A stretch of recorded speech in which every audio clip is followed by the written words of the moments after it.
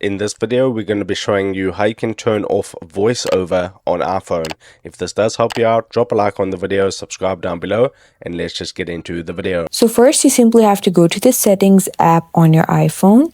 You simply have to click it once and then double click again. Now it's going to bring you to this page. On this page, you have to simply scroll down and you have to click this accessibility option once. Accessibility button. Once you click it once, it's going to just choose this option and now double tap on your screen. Accessibility heading. And then it's going to bring you to this page. On this page, you'll see this VoiceOver option. Click it once. VoiceOver on button. Once the box is on the VoiceOver option, it means this option is now selected. You simply have to double click on your screen again. VoiceOver switch button on. And it's going to open up this menu or page for you. On this page, you can see this VoiceOver option is now turned on.